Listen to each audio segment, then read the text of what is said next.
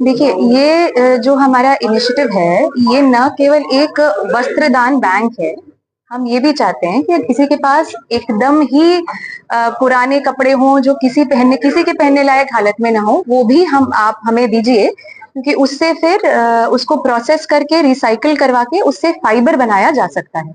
इसलिए हमने ये इनिशिएटिव शुरू किया है, क्योंकि बहुत सारे हमारे कपड़े जो हमारे लोग होते हैं, कुछ एनवायरनमेंट के लिए कॉन्शियस होते हैं, वो अपने पुराने कपड़े आगे दे देते हैं, उनके मन में उस तरह की भावना होती है। पर जो कपड़े एकदम ही खराब हो जाते हैं, वो डस्टबिन में जाते हैं, फटे चीथड़े कपड़े, और इवेंचुअली वो लैंडफिल्स में जाते हैं।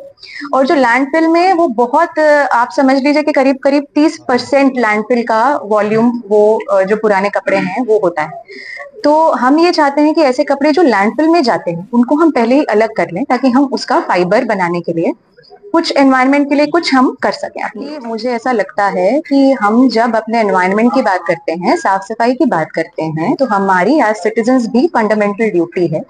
केवल किसी एक की मतलब ऐसा नहीं है कि प्रशासनिक कार्यवाही है सफाई करना। आप किसी भी दूसरे देश में जाएं जो फर्स्ट वर्ल्ड कंट्री है, जिसकी हम सोचते हैं कि मन में तारीफ करते हैं, उनसे जब एम्यूलेट करें अगर उस चीज को, तो उसमें यह है कि वो कहीं अगर उनसे कभी कुछ गिर गया, वो उसको उठा के अपने पास रख लेते हैं, अपने पॉकेट में रख लेते हैं, उसको सही जगह डालते हैं, ताकि वो ठीक तरह से डिस्कार्ड हो, ठीक तरह से रिसाइकिल हो। यही एक नज यूनिट हम क्रिएट करना चाहते हैं, एक भावना क्रिएट करना चाहते हैं लोगों के मन में, कि इतना डिफिकल्ट नहीं होता है एनवायरनमेंट का ख्याल रखना। छोटे छोटे 5 मिनट निकाल लें, आप थोड़ा सा एफर्ट कर लें, इतना मुश्किल नहीं है। लोगों को कई बार बहुत मुश्किल लगता है, सेग्रीगेशन बहुत मुश्किल लगता है, अरे तीन तीन डस्टबिन में कैसे डालेंगे, इसमें गीला कचरा, इसमें सूखा कचरा, लेकिन इट्स वेरी स्मॉल। थोड़ा सा इससे हम अपनी मतलब we can be kind towards others also, as well as हम एनवायरनमेंट के लिए भी थोड़ा सा we can be little cautious. और यही सारी छोटी छोटी चीजें हैं, छोटी छोटी आदतें हैं, अगर हमारी आदत में ये आ जाए, तो हमारे आसपास जितना कचरा फैला है, उस दूषित एनवायरनमेंट में हमें न रहना। हमारे पास अलग अलग जगह पर, डीएमसी साहब आप बता दें कहाँ कहाँ अलग अलग जगह पर, या चेयरमैन मैडम ने भी अलग अलग जगह पर बड़े बड़े डस्टबिन जैसे बनवा के रखे हैं, ऐसे बिन्स बनवा के रखे हैं, नॉट डस्टबिन रादर।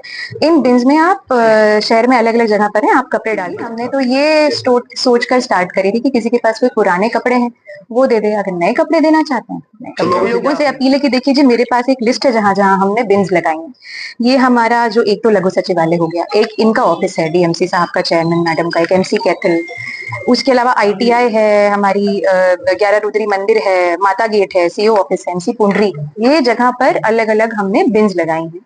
इसमें आप किसी भी प्रकार के फटे कपड़े हो, ठीक कपड़े हो, वो आप दे दीजिए हमें, इसको सेग्रीगेट किया जाएगा। जो कपड़े ठीक होंगे, ठीक हालत में होंगे, उनको हम किसी को दे देंगे जरूरतमंद को, और जो किसी भी हालत में नहीं होंगे, वो एक एजेंसी से हमने टाई अप किया है, उसका वो उसको रिसाइकिल करके उसका फाइबर बनाएंगे, and then it will come back to the cycle.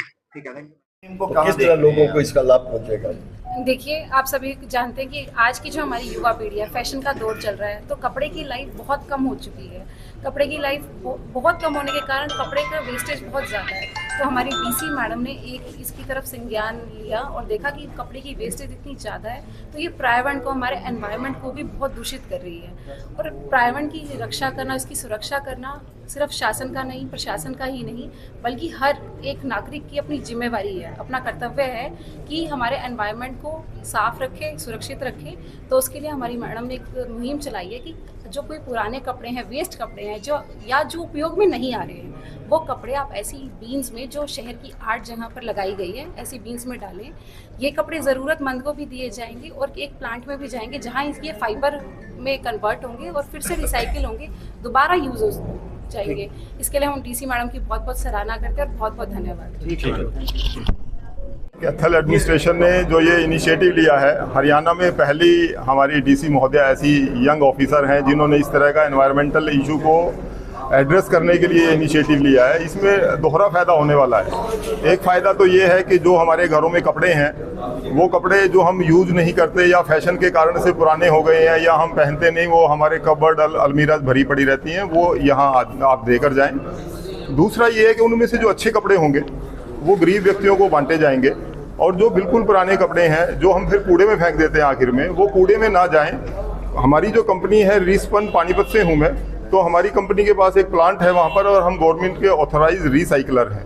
तो वहाँ पर इन कपड़ों को रिसाइकिल किया जाता है, और रिसाइकिल करने के बहुत सारे फायदे हैं। जो नया कपड़ा बनता है, रुई से जो नया कपड़ा बनता है, उसमें बहुत सारा पानी रुई को उगाने में लगता है, उसको रंगने में बहुत सारा केमिकल वेस्ट होता है, फिर जो फैक्ट्रियाँ चलती हैं उसमें बहुत सारा कार्बन डाइऑक्साइड का एमिशन होता है। इस प्रोसेस के थ्रू हम कार्बन डाइऑक्साइड एमिशन को कम कर पाएंगे, पानी बचा पाएंगे, केमिकल बचा पाएंगे।